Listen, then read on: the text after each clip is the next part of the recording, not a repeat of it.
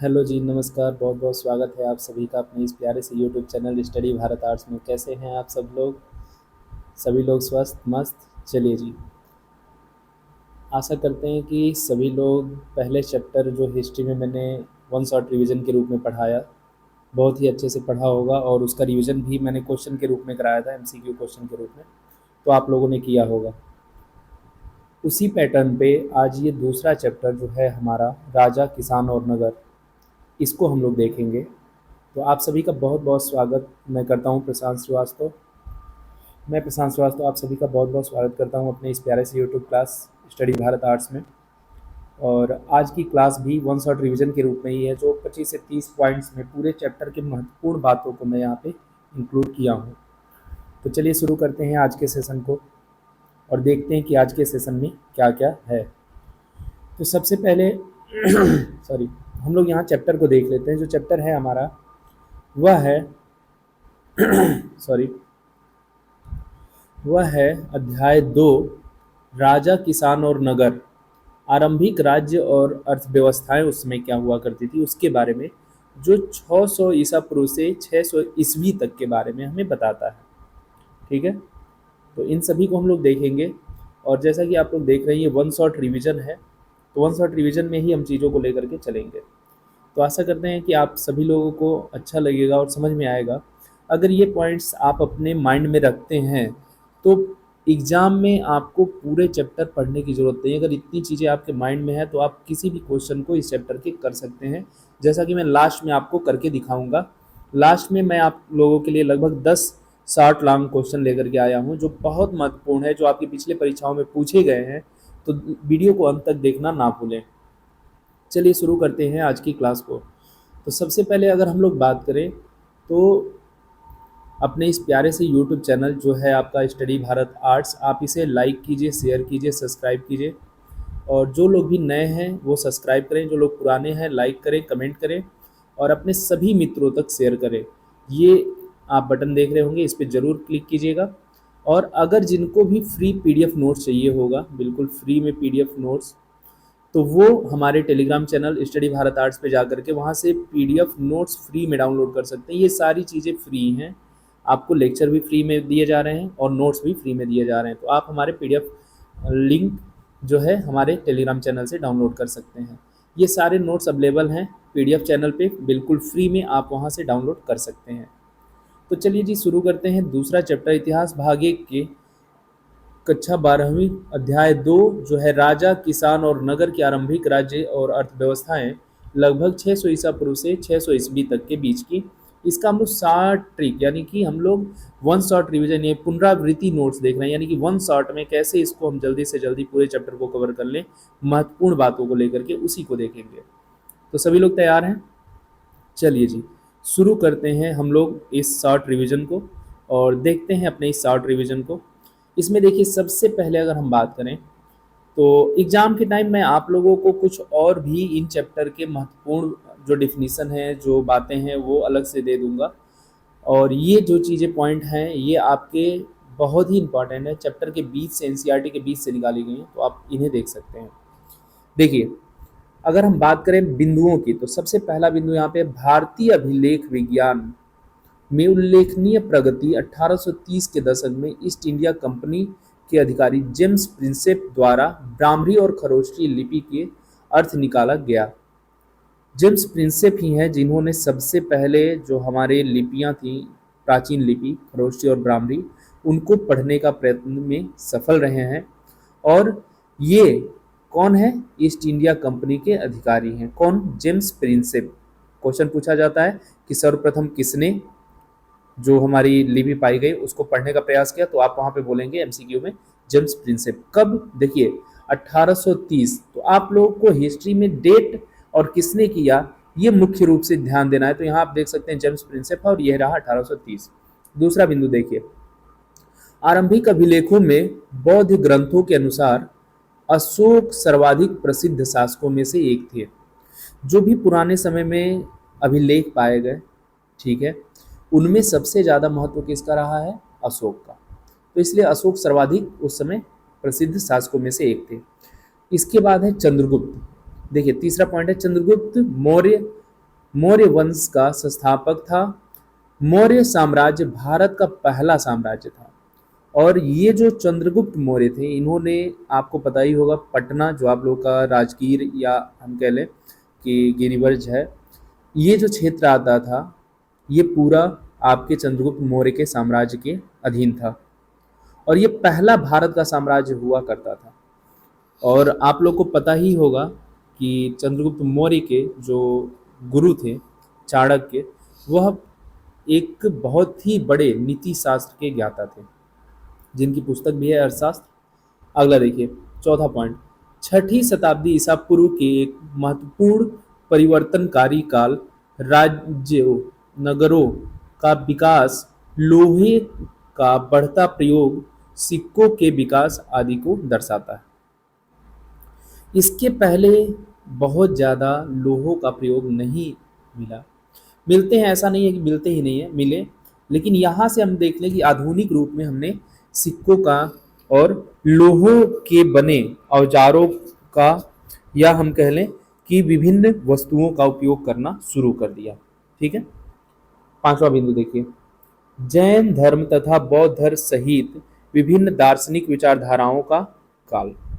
ये जो आप टाइम पीरियड देख रहे हैं 600 से 600 ईसा पूर्व तक, इसमें महत्वपूर्ण रूप से आप देखेंगे कि बौद्ध धर्म, जैन धर्म, ये सारे आपको यहाँ देखने को मिल जाते हैं। ठीक है। तो जैन धर्म, बौद्ध धर्म मुख्य रूप से इस शासन काल में थे, क्योंकि आप देखेंगे जैन धर्म, बौद्ध धर्म लगभग समकालीन के रूप में ही चलते हैं। ठीक है।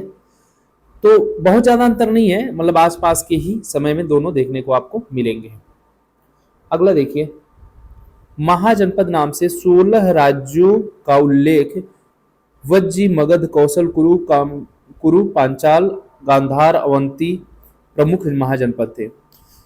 छठी शताब्दी ईसा पूर्व आप लोगों को 16 महाजनपदों के बारे में बताया जाएगा। ये 16 महाजनपद भारत के उस समय 16 राज्यों के अधीन के रूप में हुआ करते थे। जैसे आज के हम राज्य देखते हैं विभिन्न 28 राज्य, उसी प्रकार से उस समय भारत 16 महाजनपदों के रूप में बटा था, जिन्हें हम छठी शताब्दी ईसा पूर्व महाजनपद के नाम से जानते थे। जनपद जो होते थे उनसे भी बड़े महाजनपद होते थे। महाजनपद कई जनपदों का संघ हुआ करता था। अगर हम देखें तो उनमें से जो प्रमुख हैं वो हैं वज्जी, मगध, कौशल, कुरु, पांचाल, गांधार, अवंती। अगर हम पूरे को देखें तो अंग, अवंती, अस्मक, जो काशी, कौशल, कुरु, कंबोज, अंग, अवंती, अस्मक, वत्स, ये सारे चेदी, ये सभी हुआ करते थे। ठीक है ना। आप लोगों को चैप्टर में ये सारी डाटा दिए गए हैं, 16 महाजनपद दिए गए हैं, उनकी राजधानी दी गई है। तो यहाँ से बहुत इंपॉर्टेंट क्वेश्चन आप लोगों का आता है कि विभिन्न जो 16 महाजनपद हैं उनकी राजधानियाँ पूछी जाती हैं। तो उन 16 राज्यों, महाजनपदों और उनकी राजधानियों को याद कर लीजिएगा, ये बहुत इंपॉर्टेंट है। लास्ट में मैं आप लोग को याद करने का ट्रिक भी बता दूंगा। देखिए, सबसे अच्छा है आप एक जैसे शब्दों को एक जगह लिख करके याद कीजिए। जैसे हमने इसको जब पहली बार याद किया था तो ऐसे याद किया था, काशी, कौशल, कुरु, कंबोज, यानी क से जितने भी हैं एक साथ। ऐसे जब अल्फ़ाबेट वाइज आप याद करते हैं तो आसान होता है याद करना। ठीक है। तो आपका जैसे रुझान हो, जैसे आप कंफर्टेबल हो, वैसे इनको एक बार में याद करने का प्रयास करें। अगला देखिए जी, अगर हम बात करें इसके आगे तो आप देख सकते हैं सातवां पॉइंट्स, शासन व्यवस्था महाजनपदों पर राजाओं, गढ़, संघों अथवा कई लोगों या समूहों का शासन था। जो महाजनपद थे उस पर कोई अकेले शासन नहीं कर सकता था, तो उसमें कुछ लोग मिल करके, कुछ लोग मतलब कि जैसे जनपद, छोटे छोटे जो जनपद थे उन जनपदों के लोग जो शासक थे वो मिल करके, कई राजा मिल करके, या लोगों का समूह जो होता था शासन करने का काम करता था, अकेले नहीं कोई करता। अगला, सर्वाधिक शक्तिशाली महाजनपद मगध, यही मगध आपका जो है बिहार, ठीक है ना।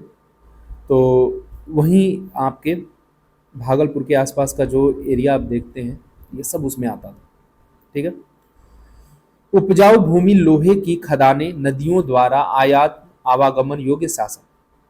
यहाँ पे आप देख सकते हैं कि मगध क्यों उस समय सबसे ज्यादा शक्तिशाली हुआ करता था, उपजाऊ भूमि थी, यानी खेती के लिए सबसे अच्छी, लोहे की खदानें पाई गई, बहुत ज्यादा लोहा निकाला गया था आपके जो पाटलिपुत्र है इसके आसपास से। नदियों द्वारा आयात का आवागमन, नदियां थी पर्याप्त मात्रा में जो आज भी आप देखते हैं, तो उनके द्वारा एक जगह से दूसरी जगह आना जाना भी बहुत आसान हुआ करता था। योग्य शासक वहां पे, यानी कि ऐसे भी शासक थे जो बहुत योग्य थे, यानी कि आप देख सकते हैं चंद्रगुप्त मौर्य, है ना। अगला पॉइंट, मौर्य साम्राज्य की जानकारी के प्रमुख स्रोत मेगास्थनीज के वितरण, कौटिल्य द्वारा रचित अर्थशास्त्र, जैन बौद्ध पौराणिक ग्रंथ, अभिलेख, सिक्के आदि, अशोक के अभिलेख व स्तंभ प्रमुख थे। देखिए आप जब भी देखे होंगे कि जैन धर्म, बौद्ध धर्म, इन लोगों को ज्ञान कहाँ प्राप्त हो रहा है, दोनों लोगों को आसपास में ही ज्ञान प्राप्त होता है, वैशाली और गया ना। सिर्फ इतना समझिए कि ज्यादातर उस समय जो मौर्य कालीन जानकारियां हैं, बौद्ध धर्म के जो उस समय के धार्मिक ग्रंथ थे, उसमें मेगास्थनीज जब आए थे यात्रा पे, तो उन्होंने अपने विवरण में लिखा, कौटिल्य के पुस्तक अर्थशास्त्र में लिखा गया है, यानी बहुत सारी पौराणिक ग्रंथों और चीज़ों से हमें ये पता चलता है कि मौर्य समकालीन उस समय चीज़ें थीं। अगला पॉइंट देखिए, मौर्य साम्राज्य का प्रशासन जो था, 5 प्रमुख राजनीतिक केंद्र, राजधानी पाटलिपुत्र, 4 प्रांत यानी तक्षशिला, उज्जैनी, तोसली और सर्व सरवणगिरी, सुवर्णगिरी, ये हुआ करते थे मौर्य शासन का, जैसे मौर्य प्रशासन करने का ये 5 राजनीतिक केंद्र था। राजधानी जो हो गई पाटलिपुत्र हो गई, और 4 इसके जैसे अन्य भाग थे जो उस प्रशासन में सहयोग करते थे, तक्षशिला, उज्जैनी, तोसली और सुवर्णगिरी। ठीक है, अगला देखिए, मेगास्थनीज द्वारा सैनिक गतिविधियों के संचालन हेतु एक सीमित और 6 उप सीमांतों का उल्लेख है।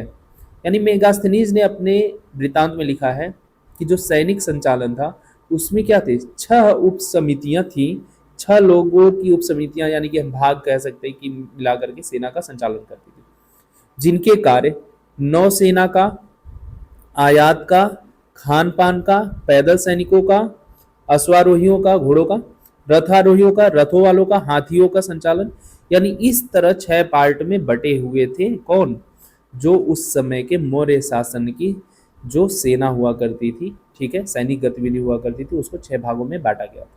ठीक है, जैसे आज हम लोग देखते हैं ना, आधुनिक भारत की जो सेनाएं हैं, डिफेंस सिस्टम है, वो किस में है, मुख्य रूप से 4 भाग में है, एयरफोर्स, आर्मी, नेवी और एडवांस फोर्सेस। ठीक है ना, तो इन लोगों की तरह उसमें 6 भाग में बटे हुए थे। अगला देखिए, अगला बिंदु, दक्षिण के राजा और सरदार चोल, चेर और पांड्या, इनके इतिहास के विषय में जानकारी के प्रमुख स्रोत प्राचीन संगम ग्रंथ हैं।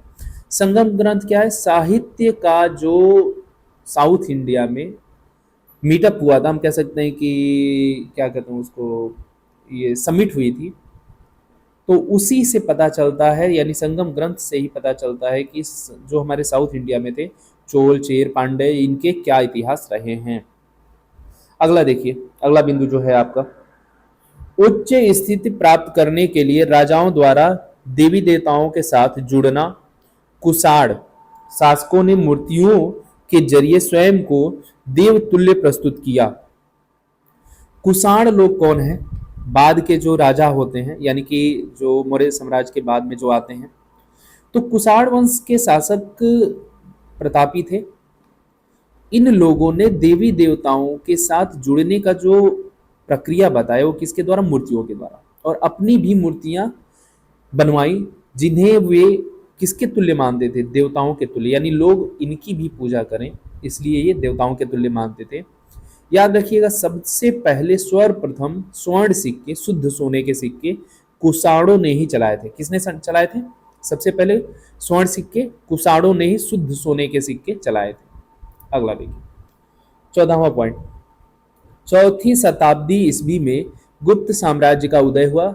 सामंतवाद का उदय संभवतः इसी काल से माना जाता है। गुप्त साम्राज्य, चंद्रगुप्त मौर्य आप सुने होंगे, है ना, तो वही है। ठीक है ना, ठीक। देखिए, गुप्त साम्राज्य का उदय कब हो रहा है? चौथी शताब्दी ईसा पूर्व से हो रहा है। सामंतवाद का उदय भी माना जा रहा है। सामंतों का अगर देखा जाए उदय कब हुआ, तो यही गुप्त साम्राज्य के समय से हो रहा है। तो ये इंपॉर्टेंट है आपके किसके लिए? एमसीक्यू के लिए। अगला देखिए पॉइंट, गुप्तकालीन इतिहास की राजधानी, इतिहास की जानकारी के साधन, अभिलेख, अभिलेख, सिक्के और साहित्य प्रशस्तियां। उदाहरण, हरिशेषण की प्रयाग प्रशस्ति समुद्रगुप्त हेतु। ये अभिलेख क्या होते थे? जैसे उस समय किताब कापी इतने ज़्यादा हुआ नहीं करते थे, तो लोग पत्थरों पे ये क्या कहते हैं, सोने करें, लोहे के खंभों पे, या फिर विभिन्न प्रकार के जो उस समय धातु थे उपलब्ध, उन पे अपने राज्य या उसके प्रशासन की महत्वपूर्ण चीज़ों को लिखवाया करते थे, जिससे आने वाले उनकी पीढ़ियां या समय में लोग जान सके कि इनकी क्या चीज़ें रही। ठीक है, तो जो प्रयाग प्रशस्ति यानी प्रयाग में पाया गया जो इनका अभिलेख था, उससे हमें जानकारी मिलती है। ठीक है, अगला देखिए, छठी शताब्दी ईसा पूर्व से उपज बढ़ाने के लिए लोहे के फाल वाले हलों का प्रयोग किया। छठी शताब्दी से पहले लकड़ी के हलों का प्रयोग किया जाता था। बाद में इसमें क्या लगाए गए? लोहे के फर, यानी कि हर जो होते थे, हल हल जो होता है ना, खेत जिसे जोता जाता है, उसमें लोहे के नाखून जैसे फल उसमें लगाए गए, और इनके द्वारा मिट्टी को पलटा जाता है, जिससे उपज की मात्रा के में क्या हुई? वृद्धि हुई, यानी उपज हमारी बढ़ी।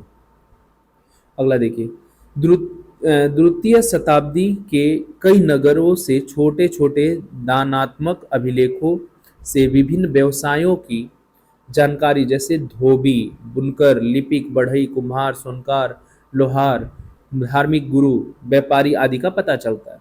देखिए, दूसरी शताब्दी आते आते लगभग जो हमारा समाज था, वह कार्यों के अनुसार, हम कह लें कि व्यवसाय के अनुसार सामाजिक, हम कह लें कि वर्गीकरण हो चुका था। तो इस सामाजिक वर्गीकरण को चार रूपों में बांटा गया, जो मुख्य रूप से जो ज्ञान और शिक्षा देने वाले लोग थे उनको ब्राह्मण कहा गया। जो लोग रक्षा करने के लिए या धर्म की रक्षा करने के लिए आगे आते थे, उन्हें क्षत्रिय कहा गया। जो बड़े बड़े समाज में, जैसे समाज में व्यापारी या जो भी सामाजिक कार्य हुआ करते थे, उनको संचालन में जो सहयोग देते थे, उन्हें वैश्य। और जो निम्न वर्ग के आते थे, निम्न कोटि के कार्य करने वाले, शूद्र कहा गया। इस प्रकार से हमारा समाज बटा हुआ था।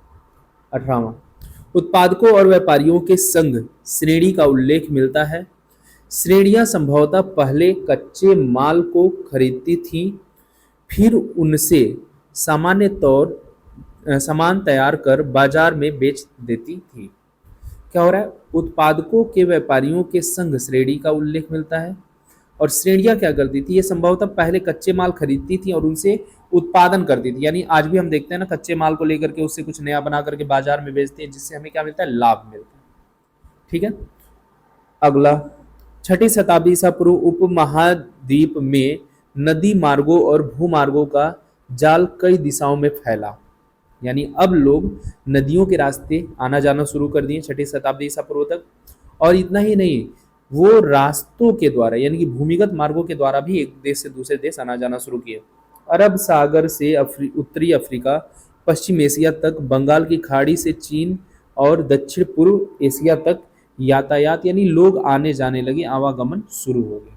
अब लोग एक दूसरे से जुड़ रहे हैं, विश्व के लोग एक दूसरे से जुड़ रहे हैं। मोटिवेशनल लाइन है आप लोगों के लिए, ताकि आप हमेशा हंसते मुस्कुराते और प्रसन्न रहें और आगे बढ़ें। किसी के पैरों में गिरकर प्रतिष्ठा पाने के बदले अपने पैरों पे चलकर कुछ बनने की ठान लो। कभी भी ऐसा नहीं कि हम थोड़ी सी लालच में किसी के सामने झुक जाएं और अपने स्वाभिमान को बेच दें, ऐसा नहीं करना चाहिए। हमें क्या करना चाहिए? हमें अपने पैरों पे खड़े होकर के आगे बढ़ना चाहिए। अपने पैरों पे खड़े होना का मतलब क्या हुआ? कि मेहनत कीजिए, आगे बढ़िए। थोड़ा छोटा ही रहेगा तो क्या हुआ? संतुष्टि, देखिए, इंसान अगर संतुष्ट है तो वो थोड़े में भी सुखी है, और अगर संतुष्ट नहीं है तो उसके पास करोड़ों रहेंगे ना, फिर भी वो सुखी नहीं होगा। तो सबसे पहली जो चीज होनी चाहिए इंसान के अंदर वो होनी चाहिए संतुष्टि। संतुष्ट है तो सुखी है। चलिए बढ़ते हैं जी आगे। अगला पॉइंट देखिए, 20वां पॉइंट। गुप्त काल के अंतिम समय सिक्कों में कमी आर्थिक गिरावट की ओर इशारा करती है। गुप्त काल के अंतिम समय में क्या हुआ, सिक्कों में कमी आने लगी। और जब भी कहीं भी सिक्कों में या नोटों में या आज के मौद्रिक मूल्य में कमी आती है तो हम क्या मानते हैं कि हमारे यहाँ क्या हो रही है, आर्थिक गिरावट हो रही है, आर्थिक मंदी आने की स्थिति होती है ना ऐसे में। तो वही उस समय भी गुप्त काल में था। अगला देखिए, अभिलेख साक्ष्य इतिहास के प्रमुख स्रोत हैं। अभिलेख शास्त्रियों द्वारा अभिलेखों के अध्ययन से बीते काल की भाषा, राजा का नाम, तिथि, संदेश आदि महत्वपूर्ण जानकारियां प्राप्त होती है। जैसे हम लोग अशोक के अभिलेखों को पढ़ते हैं तो हमें ये पता चलता है कि अशोक ने क्या क्या किया था, कब कब किया था, कैसे कैसे किया, किसके लिए किया, ये सारी जानकारी हमें मिलती है ना अशोक के स्तंभलेखों से। ठीक है, या गुहालेख जो भी हैं। तो ये हमें क्या देते हैं, उस समय के भाषा, राजा का नाम, तिथि, संदेश आदि की महत्वपूर्ण जानकारियां देते हैं कौन, अभिलेख। अगला देखिए, प्रशस्तर मूर्तियों सहित मौर्यकालीन समस्त पुरातत्व एक अद्भुत कला के प्रमाण थे जो मौर्य साम्राज्य की पहचान माने जाते थे। उस समय देखिए मौर्यकालीन जो था वो विशेष रूप से आप देखिए कि मूर्ति कला में आगे था। और सबसे ज़्यादा अगर मूर्ति कला फेमस थी तो मथुरा की मूर्ति कला बहुत फेमस हुआ करती थी। ठीक है, और मौर्यकालीन में सबसे ज़्यादा पाए गए जो प्रमाण आज भी मिलते हैं किसकी, मूर्तियों की, मौर्य साम्राज्य की पहचान थी। कुषाण शासकों ने स्वयं को देवतुल्य प्रस्तुत किया, देवतुल्य मतलब देवता के समान प्रस्तुत किया। उन्होंने अपने नाम के आगे देवपुत्र उपाधि भी धारण कर ली जिससे लोगों को ये लगे कि हाँ ये देवताओं के वंशज हैं। संभवतः वह चीन के शासकों से प्रेरित थे जो स्वयं को स्वर्गपुत्र कहते थे। जो चीन के लोग थे, देखिए अब इस समय तक व्यापार हमारा पूरी दुनिया से होने लगा था। अभी आपने ऊपर की लाइन में पढ़ा कि चीन तक हमारा व्यापार हो रहा है, और चीन के लोगों से जुड़े, उनके बारे में जाने तो इन लोगों ने देखा कि वहां तो लोग अपने आप को स्वर्गपुत्र कहते हैं, तो लाओ हम लोग देवपुत्र ही तो कम से कम अपने नाम के आगे लगा लें जिससे हम लोग देव तुल्य हो जाएंगे और लोग हमारी आराधना करेंगे।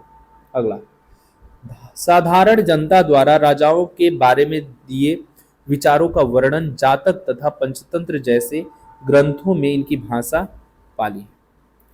जो उस समय के प्राचीन राजाओं के बारे में विचार दिए गए, जो वर्णन किए गए, उन्हीं पर आधारित विभिन्न प्रकार की कथाएं आज के हमारे जो पंचतंत्र या जातक कथाएं हैं उनमें वर्णित हैं। ये ग्रंथ हैं जिन्हें बहुत पहले लिखा गया था। इनकी भाषा क्या है, पाली भाषा है इन ग्रंथों की। तमिल संगम साहित्य, मैंने बताया था अभी दक्षिण भारत में जो साहित्य का संगम हुआ था, जो साहित्य का सम्मेलन हुआ था, उसे संगम साहित्य के रूप में जानते हैं। ग्रामीण समाज में विभिन्नताओं का उल्लेख, वर्गों की यह अभिन्नता भूमि के स्वामित्व, भ्रम और नई प्रौद्योगिकी के उपयोग पर आधारित है। किस पे आधारित है, भ्रम और नई प्रौद्योगिकी के उपयोग पर आधारित है। भ्रम भी है, नई प्रौद्योगिकी भी है के रूप में आधारित है। 6ठी शताब्दी में व्यापार का माध्यम सिक्का, सोने के सिक्के सर्वप्रथम प्रथम शताब्दी ईसवी में कुषाण शासकों द्वारा जारी किया गया। मैंने अभी आपको पहले ही बताया था कि सर्वप्रथम सोने के सिक्के जो थे वो कुषाण शासकों ने चलाए थे, और ये शुद्ध सोने के सिक्के हुआ करते थे, एकदम शुद्ध, है ना, सर्वाधिक। बाद में आप देखेंगे शीशे के भी सिक्के चलाए गए बहुत सारे उनके द्वारा। अगला प्रश्न, ईसवी के प्रारंभिक शताब्दी के अभिलेखों में भूमि दान का उल्लेख मिलता है। भूमि दान साधारणतः तौर पर धार्मिक संस्थाओं या ब्राह्मणों को दिए गए थे। देखिए भूमि उस समय सबसे ज्यादा महत्वपूर्ण अंग मानी जाती थी अगर हम देखें तो संपत्ति का। और अगर हम भूमि किसी को दान दे रहे हैं तो ये बहुत बड़ी बात है। तो सबको भूमि दान में नहीं दी जाती थी। भूमि दान में दिया जाता था या तो पुरोहित को या पंडित जी को या जो भी धर्मगुरु होते थे उनको, या फिर जो मंदिर या हम कह लें कि धार्मिक संस्थान हुआ करते थे उनको। ठीक है, अगला देखिए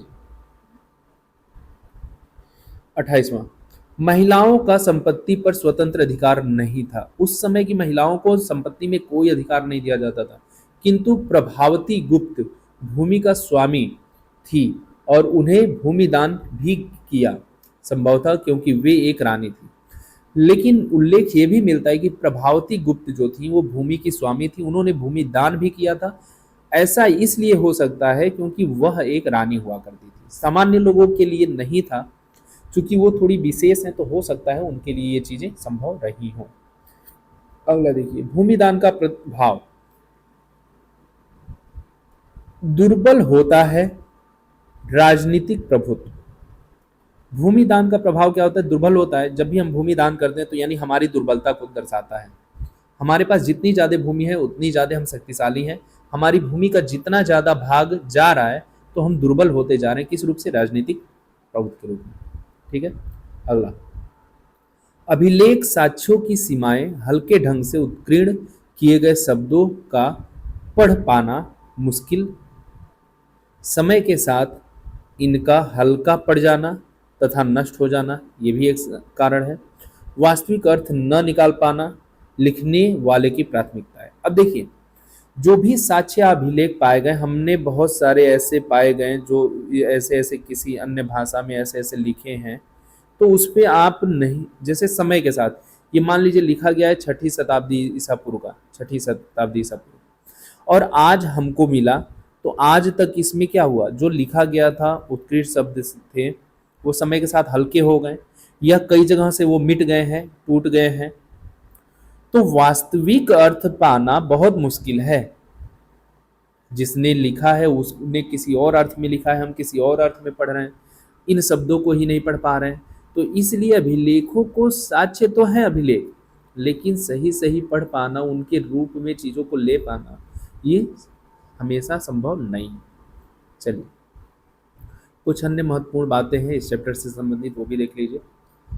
हड़प्पा सभ्यता के बाद लगभग 1500 वर्षों के दौरान उपमहाद्वीप के विभिन्न भागों में कई प्रकार के विकास हुए, जैसे ऋग्वेद का लेखन कार्य, कृषक बस्तियों का उदय, अंतिम संस्कार के नए तरीके, नगरों का उदय आदि। इनके पहले अगर आप देखेंगे कि जो ऋग्वैदिक काल है शुरुआत के, उनमें आपको नगरों की बहुत ज़्यादा व्यवस्थाएं नहीं मिलती है, लेकिन जैसे जैसे हम लास्ट की तरफ आते हैं वैदिक काल में, तो हमें नगरों के बारे में जानकारी, उनकी चीज़ें मिलने लगती हैं। अगला, ऐतिहासिक स्रोत अभिलेख ग्रंथों व सिक्कों चित्रों से मिलते हैं। यानी ऐतिहासिक स्रोत पाने का उस समय जो जरिया है प्राचीन प्राचीन इतिहास का, तो वो हमें यही देते हैं। शोक और अभिलेख ब्राह्मणी तथा खरोष्ठी लिपि में लिखे गए। सारे अभिलेख पहले के जितने पाए गए हैं इन्हीं भाषाओं में लिखे गए हैं। 6ठी शताब्दी ईस्वी पूर्व को एक महत्वपूर्ण परिवर्तन काल माना जाता है। इसको राज्यों, नगरों, लोहों के प्रयोग, सिक्कों के विकास से जोड़ा गया है। इस समय बौद्ध और जैन धर्म तथा अन्य दार्शनिक विचारधाराओं का विकास हुआ। यानी उस समय समाज में परिवर्तन का ही समय चल रहा था। जैन धर्म आया, उसने अपनी अलग चीज़ें बताई समाज को। बौद्ध धर्म आया जिसने अलग चीज़ें बताई। बौद्ध जैन धर्म के ग्रंथों में 16 महाजनपदों का उल्लेख मिलता है। मुख्य हैं वज्जी, मगध, कौशल, कुरु, पांचाल, गांधार और अवंती जैसे आदि। इनमें से 16 में से कुछ ही दिए गए हैं, ऐसा नहीं सारे दिए गए। आपकी पुस्तक में डिटेल में सारे दिए गए हैं, आप वहाँ से देख सकते हैं। नहीं तो जो एग्जाम के टाइम में तैयारी कराऊंगा तो उसमें मैं आप लोगों को ऐड करके 16 महाजनपदों को दे दूंगा उनकी राजधानी के साथ। ये 16 महाजनपद आपको याद होने चाहिए राजधानी के साथ, क्योंकि बहुत ही महत्वपूर्ण हैं। तो चलिए बढ़ते हैं आगे। ये रहा आपका शॉर्ट और लॉन्ग प्रश्न। ठीक है, देखिए बहुत ही महत्वपूर्ण है शॉर्ट और लॉन्ग, तो इनको आप याद जरूर कीजिएगा, देखते रहिएगा। ये पिछले वर्षों में आपके पूछे गए प्रश्न हैं। महाजनपद क्या थे? कुछ महत्वपूर्ण महाजनपदों के नाम बताइए। तो महाजनपद क्या हैं, उनके नाम यहाँ दिए गए हैं। आरंभिक इतिहास, भारतीय इतिहास में 6ठी शताब्दी ईसा पूर्व का एक महत्वपूर्ण परिवर्तन काल क्यों माना जाता है? तो इसके बारे में यहाँ 4 पॉइंटें दी गई हैं, 2 यहाँ पे, 2 अगले पेज पे होंगी। ये देखिए, तो इनको आप अच्छे से, इन सभी जो भी आपको देंगे ये एज ए होमवर्क है आपको, कि आप इन प्रश्नों को अपने से करने का प्रयास कीजिए। और नहीं कर पा रहे हैं तो आप देख भी सकते हैं, लेकिन इनको प्रयास कीजिए कि आप करें, क्योंकि जब तक आप करते नहीं हैं तो आपको समझ में नहीं आता है कि कैसे प्रश्न पूछे जाते हैं या हम उनका आंसर कैसे लिख पाते हैं। बच्चे एमसीक्यू तो कर लेते हैं लेकिन जो रिटेन पेपर होता है उसमें भी फंस जाते हैं, नहीं कर पाते। तो आप लोगों से रिक्वेस्ट है कि पर डे 2 लॉन्ग आंसर आप लोग ज़रूर लिखिए, ठीक है। तो आप देख सकते हैं यहाँ पे भी ये सारे आप लोग के लिए मैंने प्रीवियस ईयर से जो महत्वपूर्ण प्रश्न हैं उनको यहाँ पे रखा है। ये एक ही प्रश्न में 2 प्रश्नों को पूछा गया है। अशोक के धम्म के विषय में आप क्या जानते हैं? सरल शब्दों में विवरण कीजिए। अशोक ने धम्म के प्रतिपादन हेतु व्यवहारिक उपाय किए, कथन को समझाइए। कुछ बच्चे कह रहे होंगे सर आपने जो पॉइंट वाइज 25-30 लाइनें बताई हैं उसमें सारी चीज़ें नहीं बताई हैं। तो मैं यहाँ वन शॉट रिवीजन करा रहा हूँ, बस बहुत ही महत्वपूर्ण चीज़ों को बता रहा हूँ। और जो चीज़ें छूटी हैं वे आपके देख सकते हैं, आपके इन शॉर्ट लॉन्ग प्रश्नों में मिल ही जाएंगे। तो ऐसा कुछ नहीं जो इस चैप्टर का छूटा है, आप बस बशर्ते जितनी चीज़ें मैं करा रहा हूँ उतना करके तो देखिए। विश्वास मानिए, अगर जितनी भी चीज़ें मैं आपको करा रहा हूँ उतना कर लीजिए तो आपके एग्ज़ाम में इससे बाहर नहीं जाने वाला। इतना करके तो देखिए, लोग इतना ही नहीं करते हैं तो मैं आगे क्या ही बोलूँ। आप इतना कीजिए, आपको सारी चीज़ें लगभग मिल जाएंगी। ये है आपके जियोग्राफी।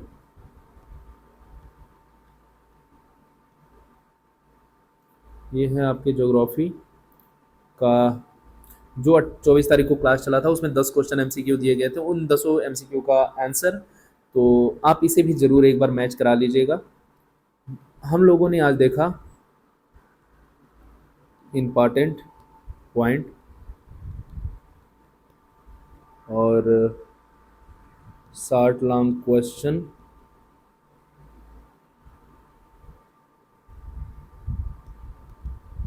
और उसके बाद हम लोगों ने देखा पी वाई क्यू सॉल्यूशन, ठीक है। ये सारी चीज़ें आज आप लोगों ने देखी। अगली जो क्लास होगी आपकी लेक्चर नंबर 2 होगी, अध्याय 2 जो आप लोग का अभी इतिहास का चल रहा है, इसी का लेक्चर नंबर 2 होगा एमसीक्यू टेस्ट। करीब मान के चलिए कि 35 प्लस होंगे, 35 प्लस क्वेश्चन होंगे, 35 प्लस क्वेश्चन होंगे। तो बहुत अच्छे से आप लोग इस पूरे चैप्टर को तैयार कीजिएगा, जो मिलेगा आपको 35 प्लस प्रश्नों के रूप में आगे। और अपने इस प्यारे से YouTube channel study Bharat arts को लाइक कीजिए, शेयर कीजिए, सब्सक्राइब कीजिए। जो लोग भी नए हैं प्लीज़ लाइक कीजिए, शेयर कीजिए, सब्सक्राइब कीजिए। ये क्यूआर कोड आप लोग को इसलिए दिया जा रहा है कि आप यहाँ से इसे स्कैन करके हमारे टेलीग्राम चैनल पे जा सकते हैं। ये है हमारा टेलीग्राम चैनल, जहाँ से आप पा सकते हैं बिल्कुल फ्री में सारे पीडीएफ नोट्स। सारे पीडीएफ नोट्स आप लोगों को बिल्कुल फ्री में दिए जा रहे हैं, कोई चार्ज नहीं है। यहाँ से आपको जो भी लेक्चर यहाँ पे गई हैं, जितने भी क्लास मैंने आप लोग को पढ़ाए हैं, सभी क्लास के पीडीएफ नोट्स अवेलेबल है स्टडी भारत आर्ट्स के टेलीग्राम चैनल पे। आप वहाँ से जा कर के नोट्स डाउनलोड कर सकते हैं बिल्कुल फ्री में। और अपने सभी दोस्तों मित्रों तक इस वीडियो को शेयर कीजिए ताकि उनकी भी हेल्प हो सके। जो भी बच्चे बिहार बोर्ड्स में पढ़ते हैं उन सभी के हेल्प के लिए ही ये चैनल खोला गया है, जिनसे ये आप सब में से ही ये आपका ही चैनल है, आप बच्चों ने ही मिलकर इसे बनाया है। तो आप सभी एक दूसरे का हेल्प कीजिए जिससे सभी के लिए पढ़ाई में आसानी हो। तो मैं प्रशांत श्रीवास्तव आप लोगों से विदा लेता हूँ, मिलते हैं अगले लेक्चर में। तब तक के लिए नमस्कार, जय हिंद। मैं आ रहा हूँ आप लोगों से मुलाकात करने दरभंगा 26 और 27 तारीख को अगस्त में। जो लोग भी दरभंगा या आसपास में रहते हैं मुझे मैसेज या मेरे व्हाट्सएप पे मैसेज या कॉल कर दें ताकि मैं उन लोगों से मिल सकूं। तो जो लोग भी शामिल हों ज़रूर मिलें, मुझे भी मिल के अच्छा लगेगा आप लोगों से। और जो भी आपकी प्रॉब्लम है मुझसे शेयर कर सकते हैं। तो मिलते हैं आप लोगों से अगले लेक्चर में, तब तक के लिए नमस्कार, जय हिंद, शुभ रात्रि।